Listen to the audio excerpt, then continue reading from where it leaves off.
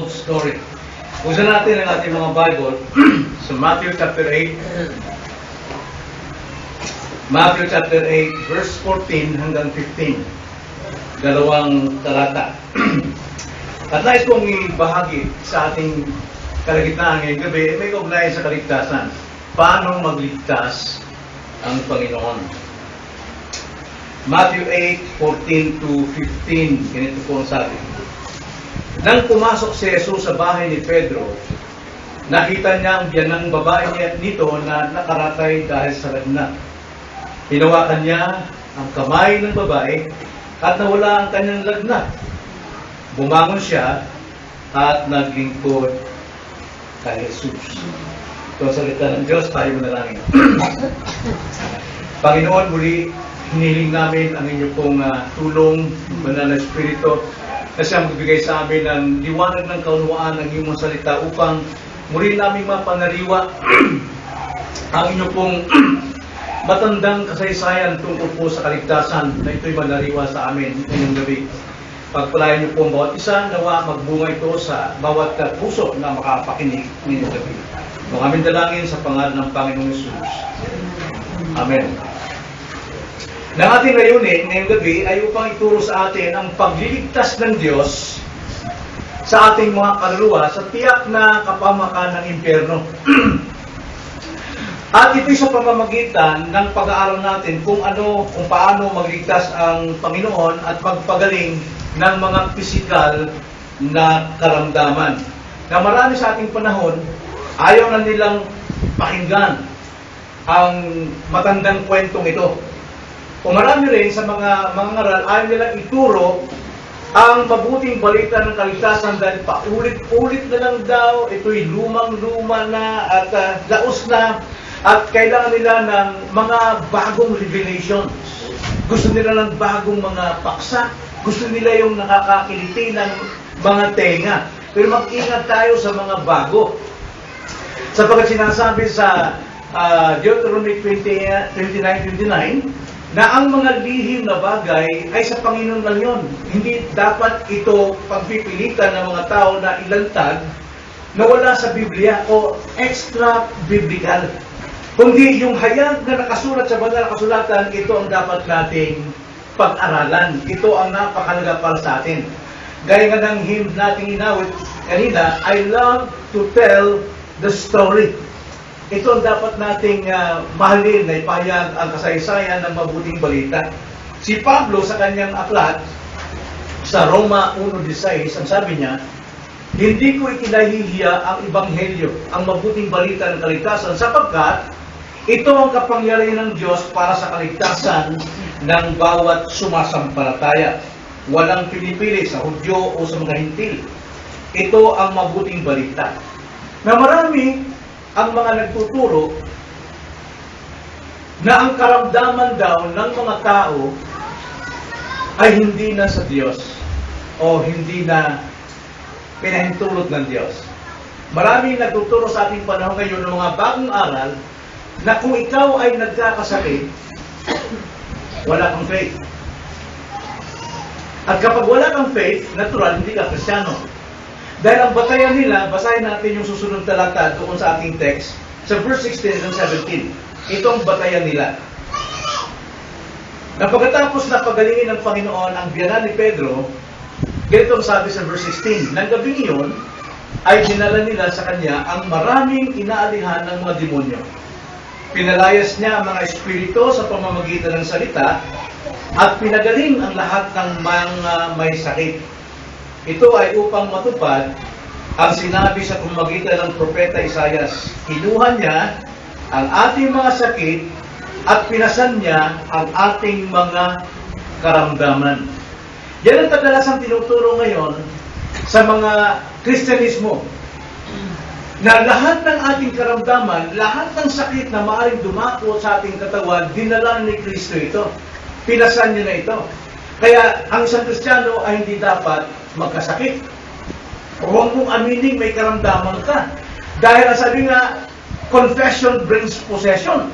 Kapag ikaw umamin na mayroon kang sakit ng ulo, eh magkakaroon ka talaga ng sakit ng ulo. Yan yung papatunay na mahina ang iyong pananampalataya. So dito na ibinabatay ang kanilang doktrina na kung magkasakit ka, wala kang pananampalataya, di ka pa ligtas. Pero ito ba talaga ibig sabihin ng Panginoon yung talatang ito sa verse 16 and 17? Siguro mas maganda kung ipaliwanag din ito ng ibang bahagi ng kasulatan.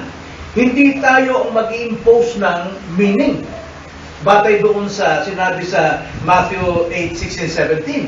Kundi tignan natin kung anong sinabi sa ibang bahagi ng kasulatan, lalo na sa sulat ni Pedro.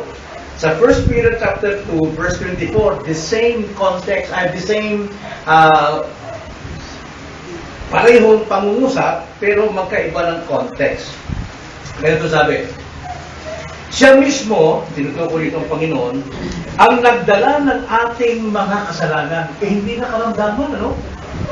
Siya mismo ang nagdala ng ating mga kasalanan sa kanyang katawan sa punong kahoy, ibig sabihin doon sa krus, upang tayo mamatay sa mga kasalanan at mabuhay sa katwiran. Dahil sa kanyang mga sugat ay gumaling kayo. Dahil sa kanyang mga sugat ay gumaling kayo. Now, ang sabi ng mga preacher, na yung mga latay doon ni Kristo, yun ang nagpapakita na hindi na tayo magkakaroon ng karamdaman at mga sakit.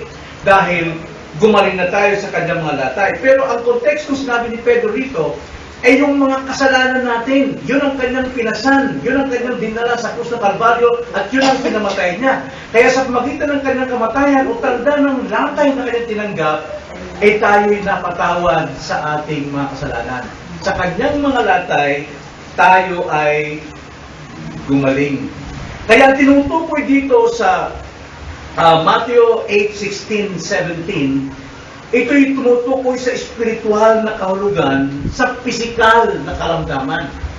Kaya mapapansin natin sa Biblia na ang Panginoon ay nagpapagaling ng mga pisikal na karamdaman. Lumpo, may ketong, pero mayroon niyang kahulugan sa espiritual na kalagayan ng tao. Kaya napakahalaga na tignan natin ang espiritual na kahulugan ng pagpapagaling ni Jesus sa mga pisikal na karamdaman. Na paano pinagagaling ng Panginoon ang mga pisikal na karamdaman.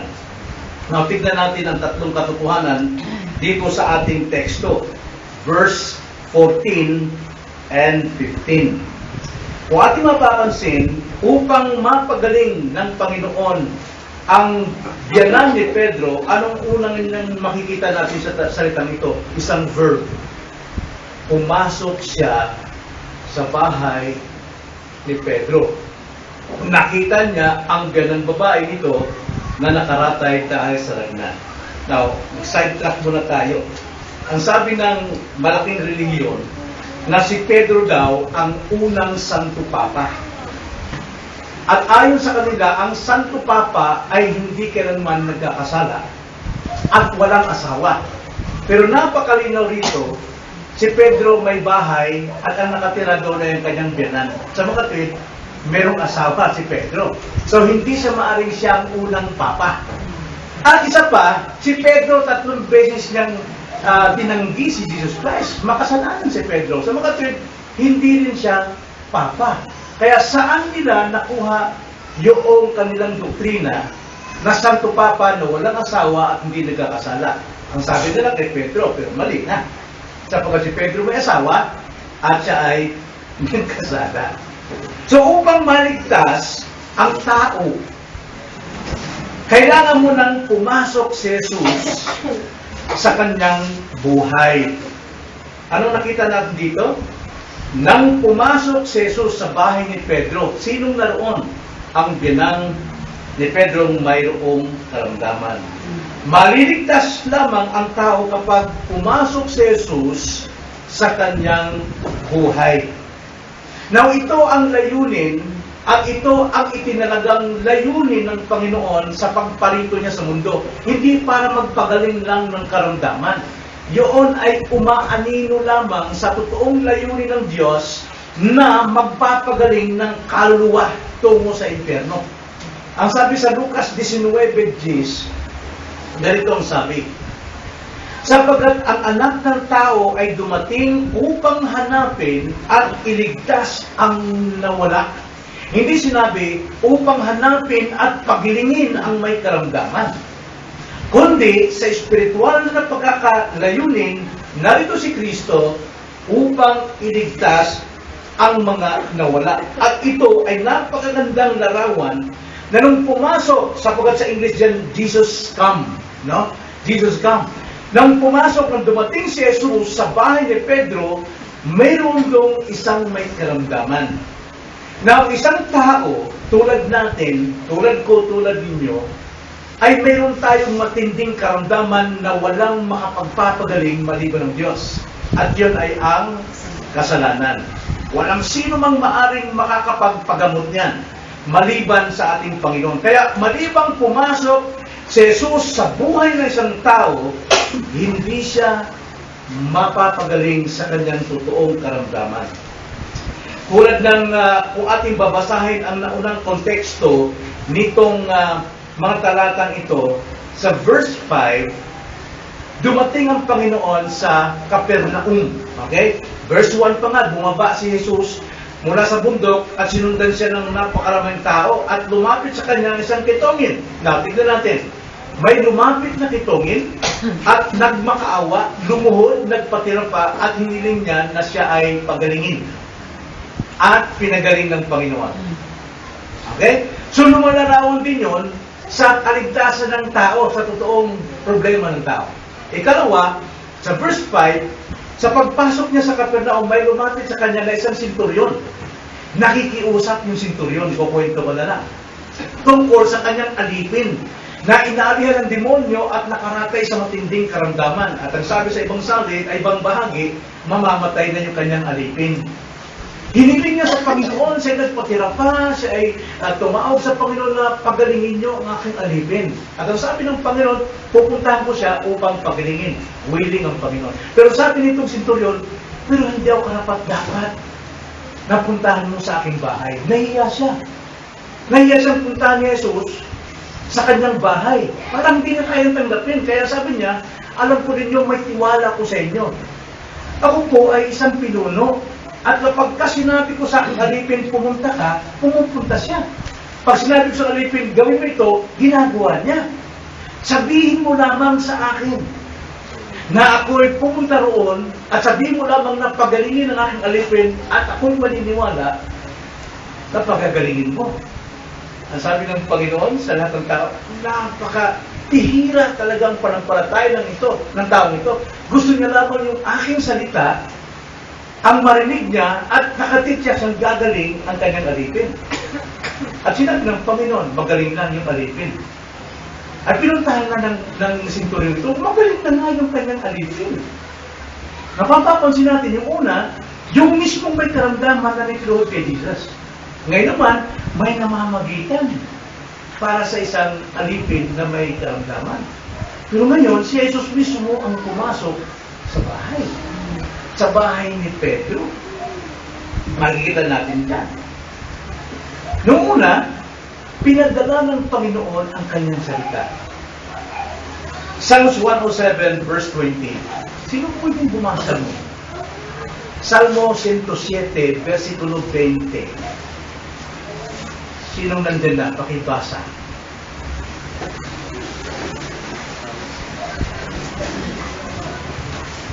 He sent His word and healed them and delivered them from their destruction. Okay, isinugo niya ang kanyang salita.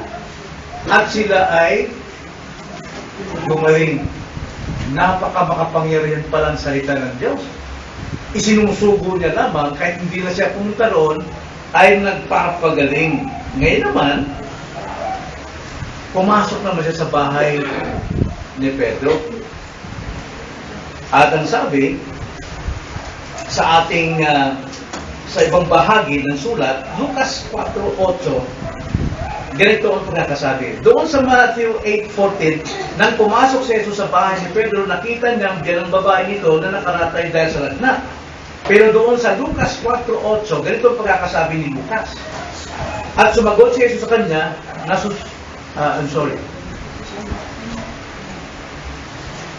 mali yung aking sabi ha. Mali. 38. Lucas 4:38. Ganito ang sabi. Umalis siya sa sinagoga at pumasok siya sa bahay ni Simon. Noon ay mataas ang lagnat ng biyanang babae ni Simon. At pinakiusapan nila si Jesus para sa kanya.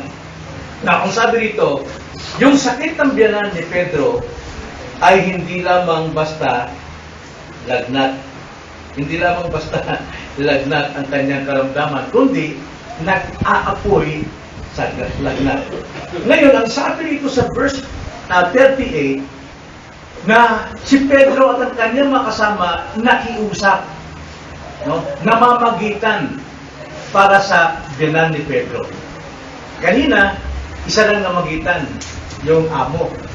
Ngayon, marami na. Si Pedro at nilang mga kapatid na apostol ay nakiusap sa kanila. Namagitan. Maklir ito sa Mark 1:29. Ang sabi sa Mark 1:29, pagkalabas sa sinagoga, pumasok sila sa bahay ni Simon at ni Andres. Kasama sina Santiago at Juan. So, 4 pala sila. No? At ang biyanang babae ni Simon ay nakahiga na nilalagnat at agad nilang sinabi kay Jesus ang tungkol sa kanya. Pansinin natin. Kung magliligtas ang Diyos, siya ay kailangan pumasok muna sa buhay ng tao. Paano? Una, maaari siyang lumapit ng direkta kay Jesus, tulad ng isang kitongin. Ikalawa, maaari siyang ipamamagitan ng nagmamahal sa kanyang tao, kahit yung amo, yung empleyado, pwede mo ilapit sa Panginoon. Ikatlo, pwede rin siyang makarating sa buhay ng isang tao sa pamagitan ng pulong panalangin. And doon yung mga alagad sila yung namagitan para sa babaeng ito. So, makikita natin na ang kaligtasan o kagalingan ng babae ito, una, ay hindi sa kanyang sariling lakas. Sa alipin, hindi alam na alipin na mayroong Jesus. Pero namagitan ng kanyang amo. At dito sa biyanan ni Pedro, hindi siya nagsikap na lumapit kay Jesus, kundi si Jesus ang dumating sa kanya at namagitan ang mga nagmamahal sa kanya. Ano yung pinapakita rito, mga kapatid? Kung mayroon tayong gustong mga masa buhay na maligtas, kailangan tulog natin sa Panginoon. Huwag nating hayaan na ang Diyos ay kumilos na lang sa kanyang puso. Kailangan natin ito idulog. Kailangan natin ipanalangin. At kailangan natin mismong puntahan para i-share, ihatid si Kristo sa kanya. Ihatid si Kristo sa kanya. Sapagkat si Kristo ay hindi na parito para sa mga malusog. Pagdating sa kaligtasan, hindi na parito si Kristo sa mga relihiyoso. Sa mga matutuwid na kung sabihin sa kanilang sarili. Tingnan nyo, sabi sa Lucas 5:21. Sumagot si Jesus sa kanila, ang malusog ay hindi nangangailangan ng magagamot, kundi ang mga may sakit. Hindi ako pumarito upang tawagin ang mga matuwid, kundi ang mga makasalanan tungo sa pagsisisi. Nakita niyo yung parallelism? Doon sa verse 31, tinutukoy ni Christ dito ay physical, na kalusugan at karamdaman. Pero pagdating doon sa kanyang interpretation, sa verse 32, ito'y tumutukoy na sa katuwiran at sa kasalanan. So, makikita natin, kung ang Panginoon ay kaya magpagaling ng karamdaman, himala, kaya niya ring magligtas ng kaluluwa. Pero ang tao, gusto nilang maligtas sa karamdaman lamang. Pero ang tao, walang panahon pagdating sa kaligtasan ng kanilang kaluluwa.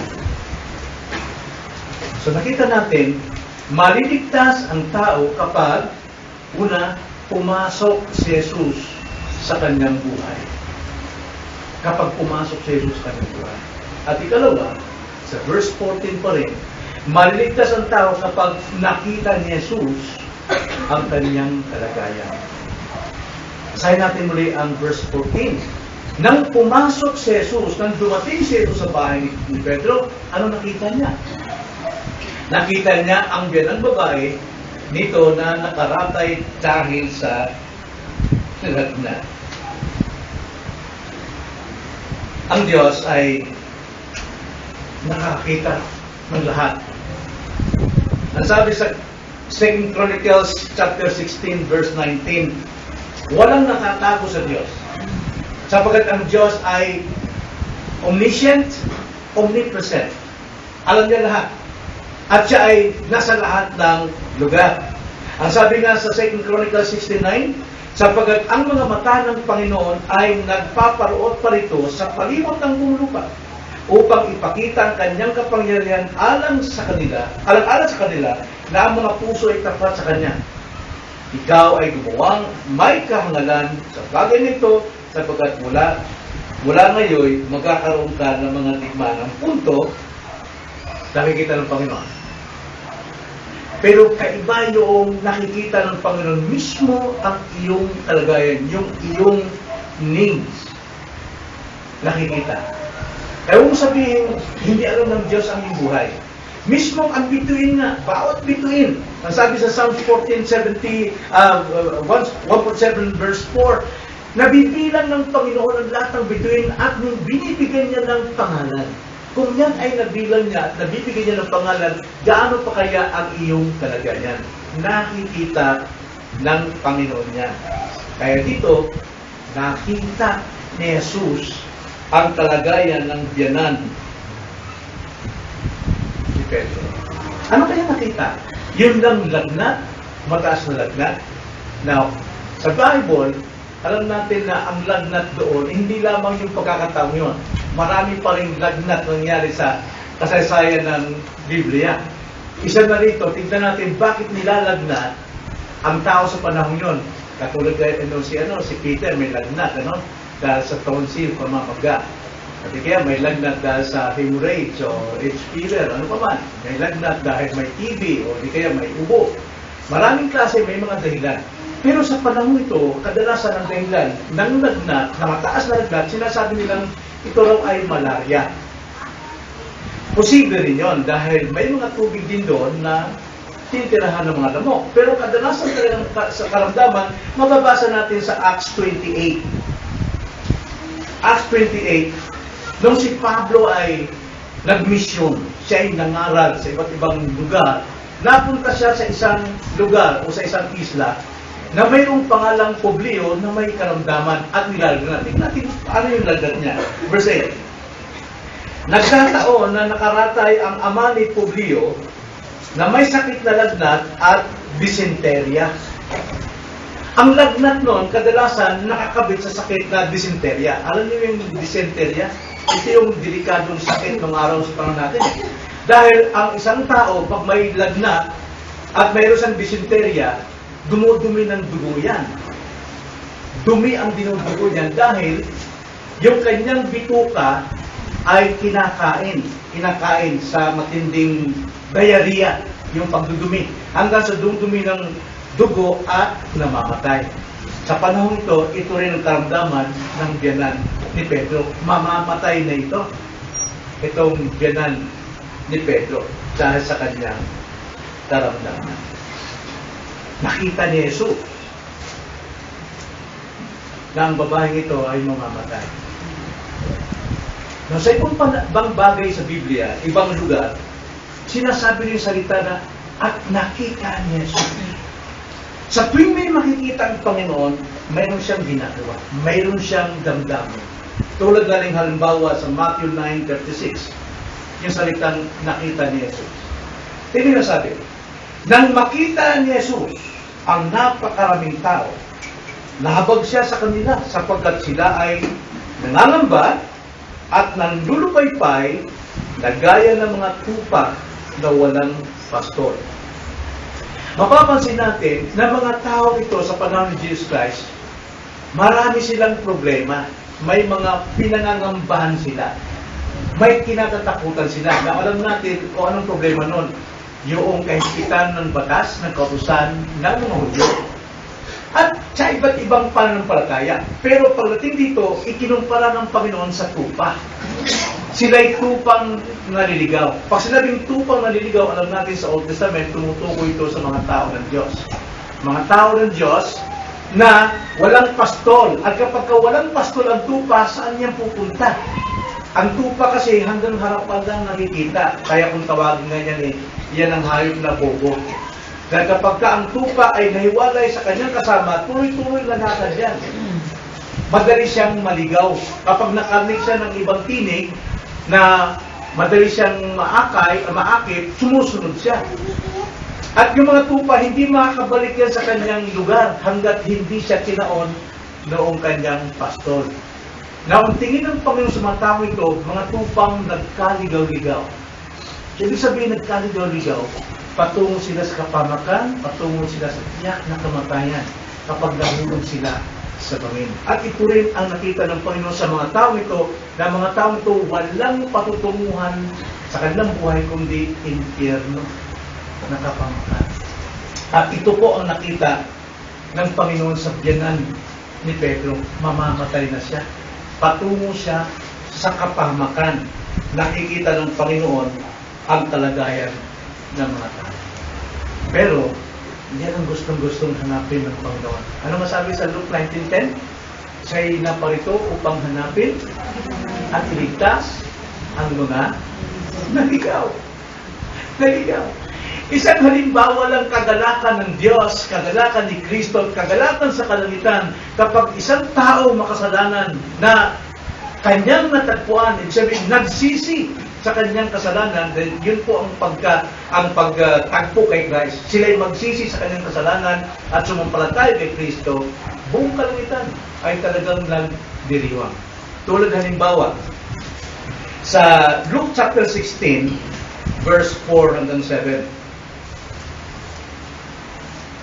Isang pastol na mayroon siyang tupa 100.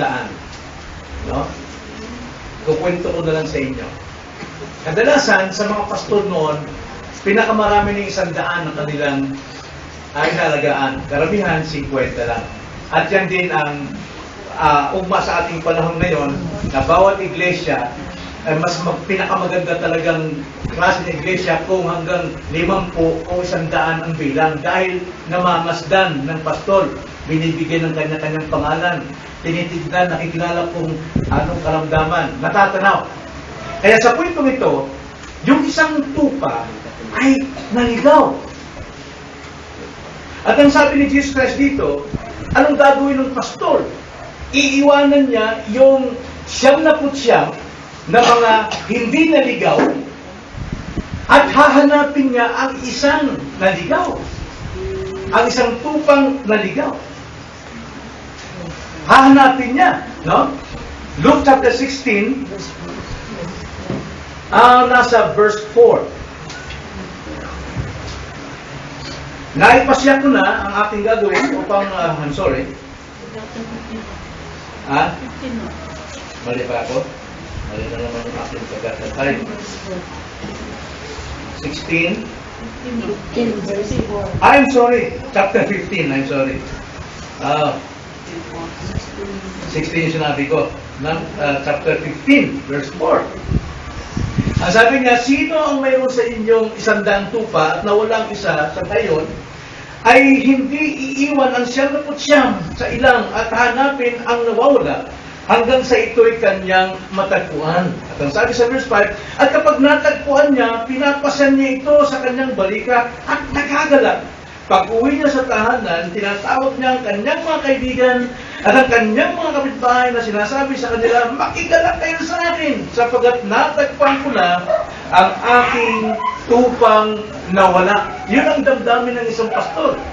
Kapag nawala ang isang tupa, hahanapin niya yun, iiwan niya yung mga hindi nawawala. No? Mas malagay isang nawala. At kapag nakita niya sa bangin na nahulog, sugatan, pilay, bababa ang pastor doon. Bababa ron talagang ibibigay yung panganib ng kanyang buhay. At pagka nababa niya at nakuha niya, papasanin niya sa kanyang balikat. At habang umakyat, talagang punong-puno siya ng kagalakan kahit nagdelikado pa kanyang lugar. At pagdating sa kanila, tatawagin niya na lahat ng kaibigan. Makita lang kayo sa akin. Nakita ko na ang isa kong tupang nawawala. Ngayon yung kwento. Pero ang application ni Christ ay sa verse 7. Ang sabi ni Jesus Christ sa verse 7, sinasabi ko sa inyo, magkakaroon ng higit na kagalakan sa langit dahil sa isang makasalanang nagsisisi kaysa 99 na taong magpupuwid na hindi nangangailangan ng pagsisisi. Nakikita niyo? Ang isang makasalanan, kapag dumating si Kristo sa iyong buhay at nakita ka sa iyong pangalangan, ibig sabihin, handa kang magsisi sa iyong kasalanan, tuwang-tuwa ang Panginoon at hindi lang Panginoon, baging ang buong kalangitan ay natutuwa sa isang taong nagsisi ng kanyang kasalanan. At hindi lang yan. Ganon din sa halimbawa sa isang nawawalang alahas. Doon naman sa the same din, verse 8 hanggang 10. Doon pa rin, Luke 15. Sabi sa 8, o sinong babae na may 10 pirasong pila, na kung mawalan siya ng 1 piraso ay hindi magsisindi ng 1 ilawan at magwawalis ng bahay at naghahanap na mabuti hanggang ito'y matagpuan niya. At kapag matagpuan niya ito, ay tinatawag niya ang kanyang mga kaibigan at mga kapitbahay na nagsasabi, pakikala kayo sa akin sapagkat natagpuan ko na ang pilak na nawala sa akin. Ngayong pilak po niya, nakalagay yan sa kanyang belo na maaring itong babaeng ito bagong kasal. No? At kapag bagong kasal, nakakabit palagi yung belo at kumpleto yung mga pilak dyan. Isa ang mawala dyan, nangangalugan, siya ay nagtaksil sa kanyang asawa. Isa siyang immoral na babae. Kaya gayon na lamang ang kanyang paghahanap noong isang pilak na ito nawawala dahil napakalaga sa kanyang pangalan at napakalaga sa kanyang asawa. Ayaw niyang masiraan ng asawa, ayaw niya masiraan din ang kanyang pangalan. Kaya ang ginagawa niya, lahat siguro yung nalugat siguro ang bahay. Flashlight dito, walang flashlight pa nun. Kasi wala pang battery nun eh. Siguro yung ilawan, suno. Hinaharap niya, winawalis niya isa-isa para makita talaga ano yung nakatago. Pero nung makita niya, tuwang-tuwa siya, buong kapitbahay. Parang sinasabi, hindi pa na babaeng taksi ito. Pure ang babae na ito. Pero ang application ni Christ, sa ganung kagalakan, verse 10, gayon din sinasabi ko sa inyo, may kagalakan sa harapan ng mga anghel ng Diyos dahil sa isang makasalanang nagsisisi. Mga anghel ba nagagalak dito? Yan sabi, may kagalakan daw sa harapan ng mga anghel. Sino yung nasa harapan ng mga anghel? Na kanilang sinasamba ng mga anghel? Ang Diyos! Nagagalak talaga ang Panginoon sa isang makasalanan nagsisisi. At ito nakita ng Panginoon, ang babaeng ito, siya ay mamamatay sa kanyang karamdaman na lumalarawan. Sa bawat kasalanan ng tao, dadaling ka talaga sa kamatayan unless pumasok si Jesus sa buhay mo at makita sa iyo na ikaw handang magsisi sa iyong kasalanan. At ikatlo, yung una, maliligtas ang tao kapag pumasok si Jesus sa kanyang buhay. Ikalawa, maliligtas ang tao kapag nakita ni Jesus ang kanyang kalagayan. Ikatlo, maliligtas ang tao kapag nahipo ni Jesus ang kanyang buhay. Kapag nahipo ni Jesus, if Jesus touched the life of that person. Now, dito po sa ating binasa, tingnan sa verse 15. Basahin natin una. Nang pumasok si Jesus sa bahay ni Pedro, nakita niya ang babae na ito nakaratay dahil sa lagnat. Hinawakan niya ang kamay ng babae. At ano nangyari? Nawala ang kanyang lagnat. Lumangon siya at naglingkod kay Jesus. Marami ng doktor ang tinawag dito. Pero nga, itong karamdamang ito, walang doktor maaaring makapagpapagaling, mamamatay ng babae ito, maliban lamang sa hipo ng Panginoon sa Kristo. Ang tanong mga kapatid, kanina, tungkol sa alipin ng senturyon, paano nahipo ni Kristo yun? Gumaling. Diba? Ang sabi sa 13, sinabi ni Jesus sa senturyon, pumayo ka na, mangyayari para sa iyo ang ayon sa iyong pananampalataya at gumaling nga ang alipin ng oras ding iyon. Paano nahipo ng Panginoon ang alipin ng senturyon? Sa pamagitan ng ano? Faith, okay? Pero paano? Paano? Anong ginawa ni Kristo? Anong hiniling ng senturyon? Kung sasabihin mo lamang. Okay? And God sent His word and they were healed. Nahipo ang alipin yun sa pamagitan ng salita ng Panginoon. Makapangyarihan salita ng Diyos. Bumubuhay yan ng mga patay. At ito ang nangyari sa isang alipin.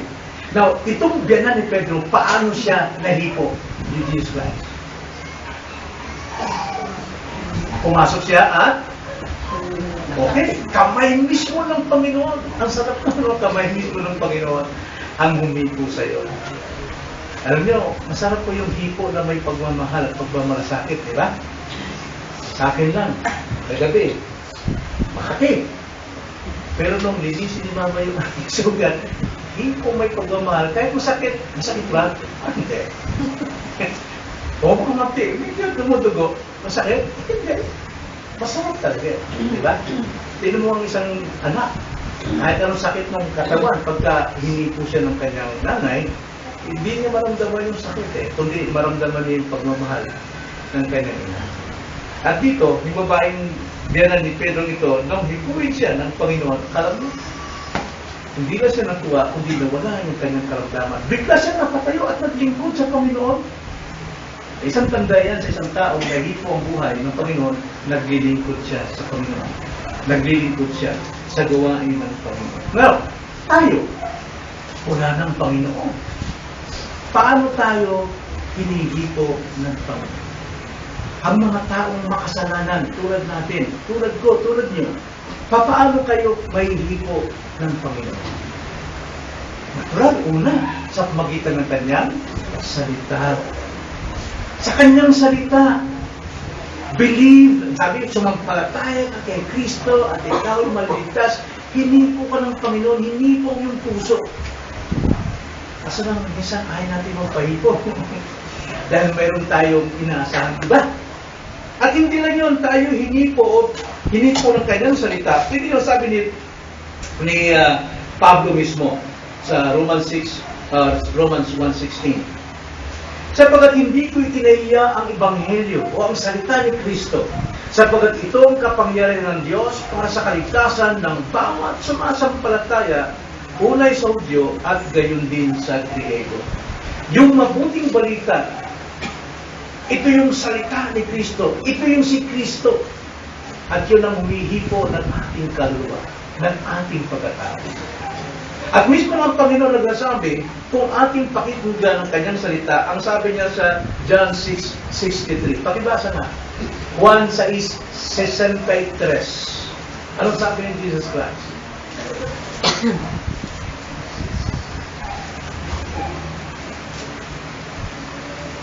Ang Espiritu ang nagbibigay buhay. Ang laman ay walang anumang katinabang. Ang mga salitang sinabi ko sa inyo ay Espiritu at buhay. Okay. Ang Espiritu daw, ang siyang nagbibigay buhay, hindi ang laman. At ang sabi ni Jesus guys, ang salitang sinabi ko sa inyo ay Espiritu at buhay. Kaya nga kapag ikaw ay nakikinig ng salita ng Diyos, nahipo ka ng salita ng Diyos, nahipo ka rin ng Espiritu. At yak buhay ang ibubunga nun kung ito'y iyong sasampalatayan. At kapag ang Espiritu ang humipo sa iyo, ano ang ginagawa ng Espiritu Santo? Pag kayo ay hinipo ng Espiritu Santo, kapag kayo ay iniligtas ng Espiritu Santo, ano ang ginagawa sa isang taong inabot ng Espiritu Santo? Born again! Ikaw ay pinapanganak na muli. Yun eh. Di ba? Sabi sa John 3, maliban ang tao ay panganak sa Espiritu. Ipanganak na muli sa Espiritu, hindi siya makapapasok sa kaharian ng Diyos. Romans 8:15, ng Espiritu natin nagpapaupo Ang Espiritu ng Diyos nagpapagturo ng Espiritu na tayo'y mga anak ng Diyos. At tayo tumanggap, hindi Espiritu ng kaduwagan, kundi Espiritu ng pagiging anak. At ang sabi pa ni Pedro, pakibasa 2 Peter 1:3, kapag ka ikay naligtas, ano pa ang umipo sa iyo?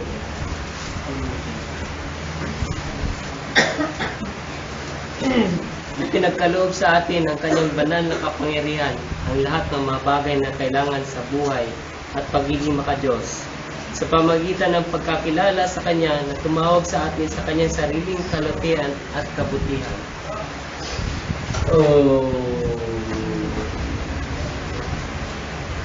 Mali ako. First Peter pala. Ang dami kong mali. Maganda din sa amin ito, marami pang mali. First Peter chapter 1 verse 3. Purihin ang Diyos at Ama ng ating Panginoong Kristo. Sa pamamagitan ng Kanyang malaking kahabagan ay muli tayong ipinanganak sa isang buhay na pag-asa sa pamamagitan ng muling pagkabuhay ni Kristo mula sa mga patay. Okay. Tayo ay pinanganak muli sa malaking kahabagan ng Diyos sa pamamagitan ng muling pagkabuhay ni Kristo mula sa mga patay. Yung kamatayan ni Kristo at muling pagkabuhay ni Kristo, yan ang umihipo sa isang makasalanang nagsisisi, kaya siya ay naliligtas at nababago ang buhay. Now, kung ating makikita ang Panginoon, siging pagpapagaling niya ng karamdaman sa banal na kasulatan, tanda natin, ganoon ang kanyang pagpapagaling sa mga taong nagsisisi ng kanyang kasalanan. Pero maraming himala sa Bible na hindi naligtas ang mga nakatanggap ng himala na galingan ng katawan. Dahil hindi yan ang layunin talaga ng Panginoon para magpagaling ng katawan lang. Mamamatay pa rin tayo. Magkakasakit pa rin tayo. Pero ang isang layunin talaga ng Panginoon ay pagalingin tayo sa ating kaluluwa. At ipinapakita lamang ng katotohanan ang kanyang layunin ito sapagkat nakikita natin na may pinapagaling ng mga taong may karamdaman. Sa isang bagay ito, kapag tayo may karamdaman, gusto natin gumaling. Sana abutin natin ang layunin ng Diyos na higit natin nasahin na tayo gumaling sa ating kaluluwa. Dahil ang kaluluwa natin may karamdaman at pupunta sa dagat-dagatang apoy. So, bilang tagubilin o paalala sa atin sa pagtatapos, mga tanong, mga kapatid. Una-una, nakapasok na ba si Jesus sa inyong buhay? Tinanggap niyo ba? O sarado ang pinto? Masok ang Panginoon sa inyong buhay. At kung nakapasok na si Jesus sa inyong buhay, nakita ba niya ang iyong pangailangan? Nakikita ba ng Panginoon na handa kayo magsisi sa inyong kasalanan? Handa yung talikuran ng inyong kasalanan? Kung yun, nakahanda kayo, nahipo ba kayo ng Panginoon? Mayroon bang pagbabago sa inyong buhay? Mayroon bang pagsisisi, pagbabago? Kung hindi pa,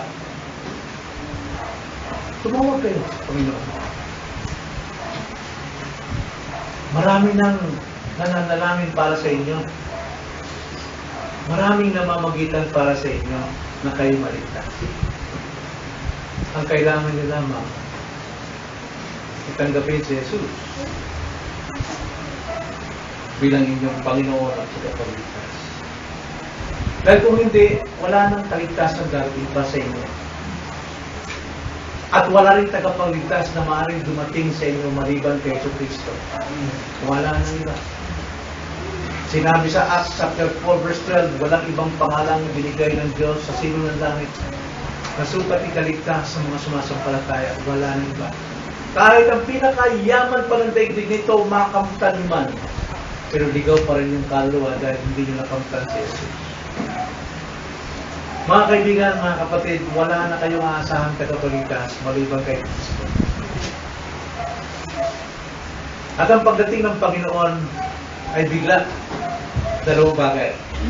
Tulad ng mga apostol, bagamat alam nilang dati ng Panginoon, pero hindi alam kung kailan, pero inaasahan nila makita ng kamatayan. Anytime pwedeng dumating ang kamatayan, yun ay tanda ng pagdating ng Panginoon sa iyo.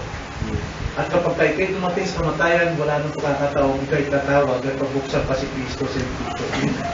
Kaya ngayon pa lamang, ihandal nyo na ang inyong buhay, papasukan si Jesus, kayaan yung kayo mahipo ni Jesus upang kayo ay mabago at maligtasin ito.